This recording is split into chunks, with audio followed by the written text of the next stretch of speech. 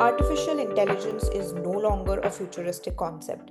It's already transforming industries, driving innovation, and redefining how businesses operate. From automating routine tasks to enhancing customer experiences, AI's potential is vast and its impact is undeniable. However, adopting AI successfully requires more than just implementing technology. It demands strategic preparation. And that is where AI assessment readiness comes into play. Hello, everyone. Welcome to the Analytics Inside podcast, where we talk about the ever evolving tech space. And I'm your host, Priya Dialani. AI brings immense value to organizations. That is something that we all know. But its successful adoption goes beyond just implementing the technology. It requires an approach that considers data quality, business alignment, technical expertise, and even long term sustainability. But without assessing the organization's readiness for AI, there is a risk of facing obstacles such as underperformance, security issues, or sometimes even wasted resources. Now, let's welcome Ganesan Karuppanaicker, Chief Technology Officer at Birlasoft, to talk about how to define the right AI path for your business. Hi, Ganesan, how are you doing? Hey, thank you. Thank you for having me, Priya. Great. It's a pleasure to have you on a podcast, Ganesan. And of course, when we talk about AI adoption, there are a lot of factors that we need to consider. One, of course, that we are going to talk about today is the AI readiness. And I think there has been a lot of discussions around AI readiness, but we would like to know more about this from your experience, from your expertise. And but before we get into our main agenda or core discussion today of the podcast, let's start by telling our listeners more about Birlasoft. So, if you could help us understand more about the company, its specialization, it would be great. Sure, Priya. So, Birlasoft is a part of CKA Birla Group. All of you know this is a diversified conglomerate with a strong legacy in technology, engineering, and innovation. As a global IT services and consulting firm, we combine the deep domain expertise with the digital and cloud technologies to help the enterprises to transform their operations and accelerate the business outcomes. Our prime focus areas includes digital transformation, AI and GenAI platform-based solutions, and cloud modernization, and modernizing ERP core, which is, as a legacy, we are very proud of and we are strong in that area, and app engineering and intelligent automation. So over the past few years, while we have been embracing the analytical AI for last decade or so, and primarily in the industrial automation and predictive analytics, now we have been at the forefront of building a AI native enterprises, helping our customers move from experimentation to enterprise grade AI adoption. Primarily, solution is scalable, secure, and outcome driven. So we embed responsible and inclusive AI. I will talk about it in detail in our conversation, what we do when we build the AI solution. We primarily focus on four core verticals: manufacturing, energy, and life sciences and financial services. These are the areas that where we are quite deeper into it. We primarily, get into the sub vertical of these areas and address the end-to-end value chain, and we provided digital transformation solutions and now with the AI and GenAI based applications. So with this, what we have been doing as an organization, we have moved on to a platform-led services and solution delivery. When I say that there's a platform, we have built a scalable agentic AI platform. Primarily, it is about a unified orchestration layer that complements varied use cases. When I say use cases, app development, application maintenance and support, infrastructure, testing services, and so on. So that is how that, we started delivering our services to our customers and to accelerate the time to market of the solution and also they accelerate the business outcomes. One of the things that we thriving in these days, today, the enterprise data readiness for AI is a bigger challenge. We all know that while 80% plus enterprises have experimented with AI through POCs and pilot, still, as per the statistics, about 70% of the enterprises are struggling to drive adoption at scale. So, with our ERP heritage and with the robust data foundation that what we have built varied models and our service offering like platform modernization, AI, LLM, ops and data ops, data governance, that is what we are helping our customers in making them ready for creating the AI data ready for our customers and delivering the outcomes. Thank you for that overview, Ganesan, and really, really wonderful and excited to hear about the company's core services and how you're trying to help enterprises move from experimentation to drive towards the part of successful adoption of enterprise AI.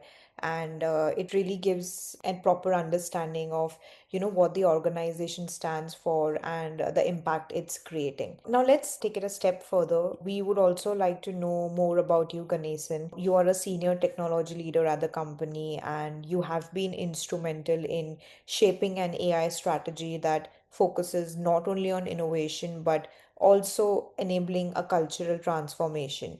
So, can you tell us more about yourself? How has your journey been Sure. to date, and what exactly is your role and contribution towards the company? Sure, Priya.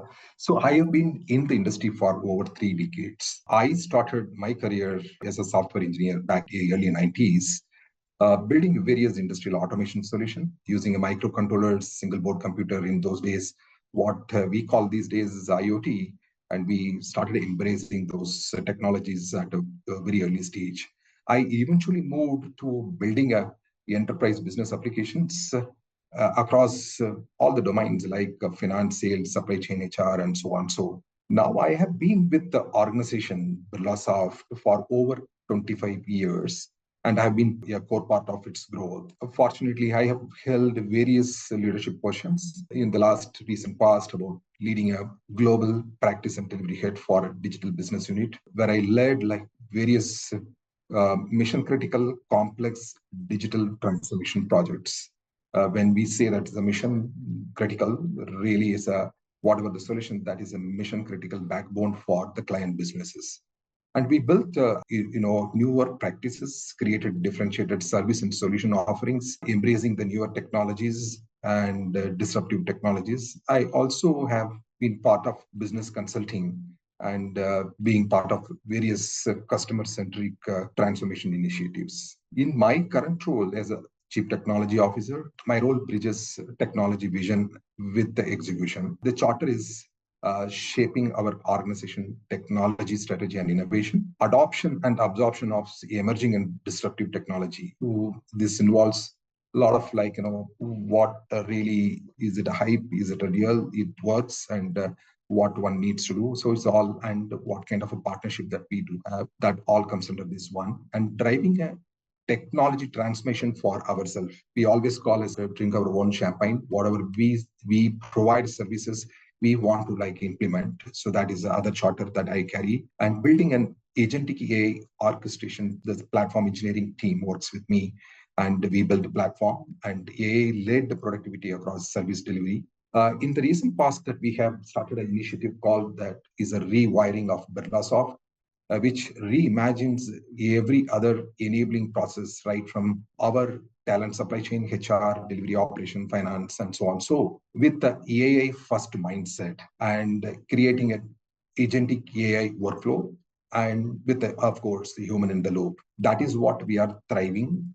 And apart from all this, my responsibility includes transforming our internal IT solutions to achieve a lean operation and a greater business agility. So overall, my goal is to help Birlasoft become a next-gen AI-led enterprise while ensuring that the technology investment translate into a measurable business outcomes. Thank you for that, Ganesan. So glad to know about your contribution towards the company. And definitely, you have had an incredible journey. And hopefully, we ensure and we hope that, moving forward, you are able and you are able to achieve the goals that you shared with us currently. Moving ahead, When we're talking about the speed and diversity of today's technological advances, it is also creating a constant challenge for IT leaders. You simply cannot afford to wait and see which advances fall by the wayside or end up worthy of adoption. The pressure to invest in technologies like AI is immense, but chasing the latest breakthroughs without first defining a clear strategy is a risk that can definitely delay long term innovation. So, the key question one must address isn't what your specific AI plan should be. It's, I think, how you can build an enterprise capable of adapting to any disruption or any new breakthrough. So, could you share your perspective on what inclusive AI readiness really means for enterprises today? So this is a very important topic that every enterprise should look into it and pay utmost attention, because technology implementation is easier, but ensuring that particularly when it comes to AI, inclusive AI is so critical for any organization. So the way I look at it in terms of our experience in the last 3 years and the way the journey that we have progressed, key three elements that comes to my mind. One is about ensuring that technical, non-technical individuals in the organization getting an understanding of AI, what we call as a skill democratization, enabling every employee to use AI responsibly. That is the first thing first that I will also explain like how Birlasoft embraces this particular thing. Next one is about cultural alignment. Here we are talking about fostering the openness to experimentation and collaboration without having in terms of concern about it or whether it will take off our workload and other things, correct? So at least open in terms of experimentation and collaboration. That can happen only what every talent understand what is and what is not, what it can, how it can assist, how it can, it is just a co-pilot or it is assisting in individual role. Third one is about, I'm calling this as a third one because it is technical preparedness. Here, when we talk about AI is and inclusivity, we need to ensure that no bias, correct? And it is absolutely explainable and transparency so that all the employees would trust the what it produces as an outcome. So data quality, interoperable systems, and also having some modular architecture and APification. So this is all something which is pretty much required. These are the three key elements. At Birlasoft, what actually we have done, we started this journey about 2.5 years ago. First, we trained about 70% plus of our talent in the basic concept of the Gen AI and analytical AI. So we are talking about AI, EML, deep learning, and getting into Gen AI and what it can offer, what it cannot offer, and all. Then we moved further and we gave the little advanced training in terms of prompt engineering, and we partnered with Microsoft and the hyperscalers. So we got the AI assisted tool onboarded. In our case, we have onboarded M365 Copilot. We first assigned to about 1,000 odd talents, and we want to ensure that everyone understand how to use it, how this will enable. This journey itself, it took like about 2 quarter, and we formed the champions in each of the functions, enabling functions. I'm talking about non-technical resources, and for technical resources we have given like AI assisted code generation tools and and so on, so on, testing tools and everything. Today we are about 550,000 hours, training hours that we have clocked across all our talents, which this has given the base platform for everyone understand what it can deliver. Then the second one is we conducted monthly Gen AI days, promptathons, and Copilot excitement days, and some of the Copilot studio building an agent by themselves. So see, it's all like enablement that we have provided. What I see that when we define an inclusive AI principle, it is quite important. It is not only technology readiness, but also skill democratization and the cultural alignment is required. We prefer this align into even our corporate values and also the ESG goals. The second thing that we, after all this, we felt that there should be a ethics and inclusion committee, which cut across about HR, IT, legal, and so on. So our information security team and technology team that we have formed, ensuring that so whatever we are doing, it is when you say that is a ethics and is a explainability, it is a hallucination, is output, closed loop feedback, everything is all even carefully looked at before we launch any solution. So today we have got about many GenAI based solution cutting across HR, talent, supply chain, finance, and so on. So now all this being vetted in terms of thing, and there is an opportunity for every employee to provide a feedback and human in the loop we have established. That is a one. And we also have put sort of a bias reduction. And we also have ensure that, in terms of, hallucination checkers, and we ensures that, each employee adoption rate. Take an example that I have given, enabling function, HR, finance, and our legal, and everything, like everyone. We also looked at in terms of how many assisted hours that this copilot of the world that provides to the each one of them. So that ensures that, we see it is inclusive, everyone is getting used to it, and we understands that it is an enabling tool for every function, technical, non-technical employees. So that is what we have done. We also have a monthly review of a report which talks about, take an example, a solution Beehive provides in terms assisting an employee in resolving any HR policy related queries and some of the other action oriented tasks. So what actually we do at the end of every month, while this tool, the Beehive, as a mechanism of giving the employee receiving a feedback from employees while producing the result, we also have look at a weekly and monthly report that shows in terms of how much of the hallucination accuracy, in terms of the usage, all these aspect of it that we look at it. This is how that we ensure that the inclusiveness is put in place with respect to AI adoption. Definitely, and thank you for sharing that, Ganesan. And I think that's a really powerful perspective, and it highlights how inclusivity in AI isn't just about algorithms or fairness in algorithms, but it's more about building the right process, mindset, and even accountability within organizations. And it's really encouraging to see how enterprises are moving from awareness to some real measurable action. Let's build on that. And so, when we're talking about AI, I think we have different organizations. Each of these organizations have different data sets, and accordingly, I think they will deploy different AI solutions. Of course, no two businesses are the same, and neither are their AI journeys. I mean, the AI solution that works for one organization may not work for another.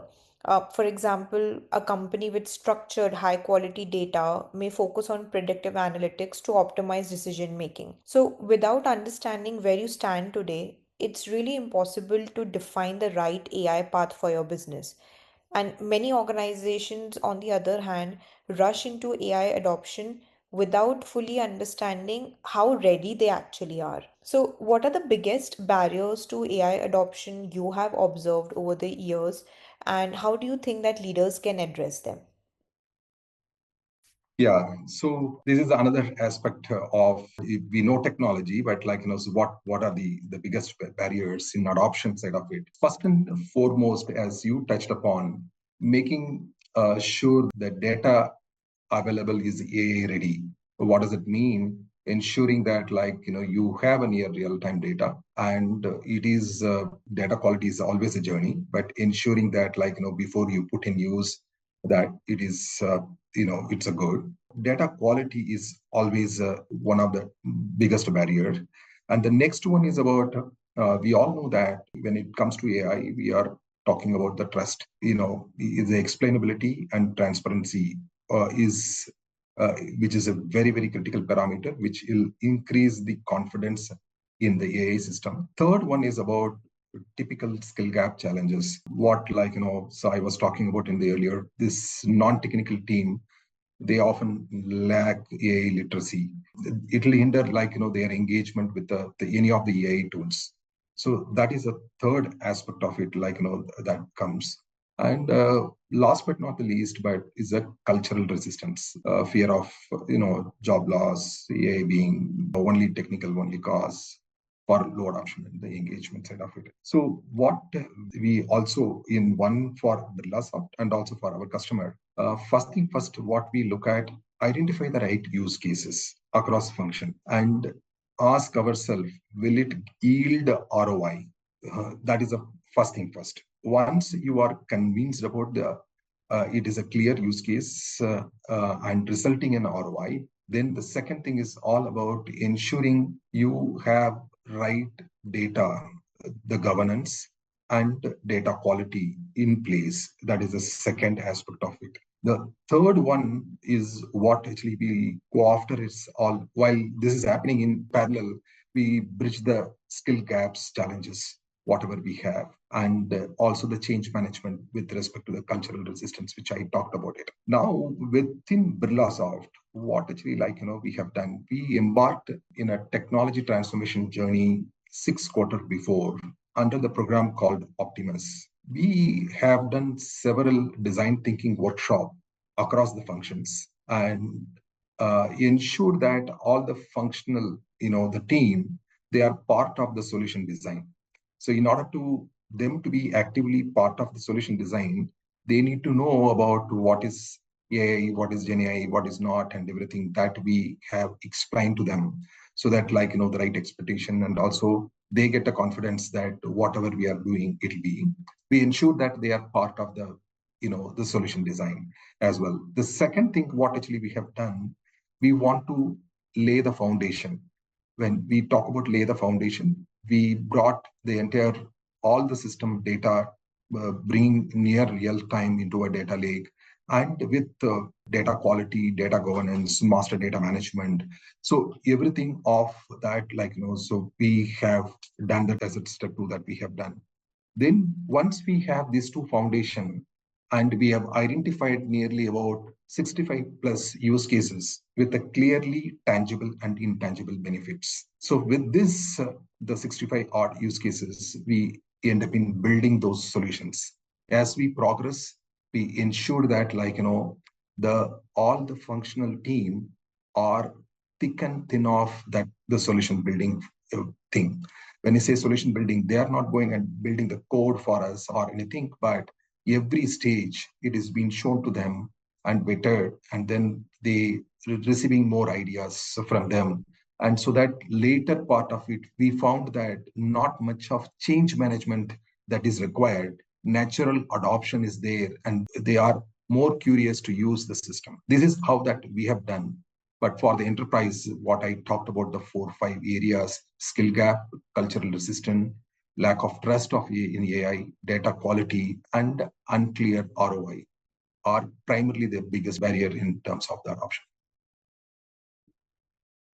Definitely. And I think I agree with you, Ganesan, in terms of the barriers that you mentioned. Of course, data quality is something which really organizations need to focus and keep it as a priority in terms of ensuring that their AI solutions are actually giving them the measurable output and results that they wish to implement it for. And of course, when we're talking about AI, there are a lot of debates around how can we trust AI, and it's about building trust through transparency and ensuring it's explainable enough.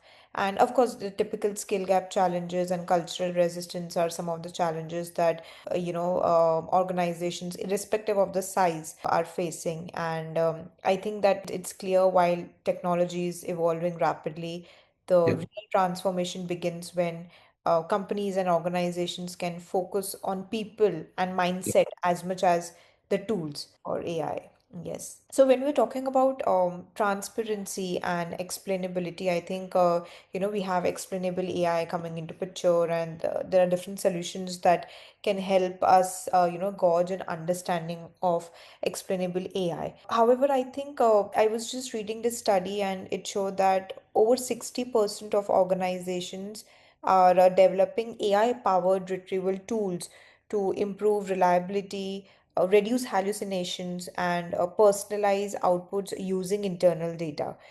So, as enterprise scales its AI adoption, responsible governance definitely becomes essential. So, how can curated access to LLMs and frameworks like retrieval augmented generation RAG ensure accuracy and compliance? Yeah. So now we are getting into little on the technology solution side of it, Priya, but thanks Right. for asking this question. Yeah. RAG framework really helps in terms of bringing the quality output and curated access to the LLM, and the frameworks like what RAG we talking about is really playing a pivotal role in the responsible AI governance. Now, we all know that when just before RAG, it was always like, you pass the token to LLM and whatever you get, and then it is a completely black box, and what it learned it provides, it is not assured that you can use that output. With the help of RAG, we are able to, control a hallucination. We use LLM only what it is good at it, and we use this framework using a semantic search, collecting what we want based on the user prompt that it provides.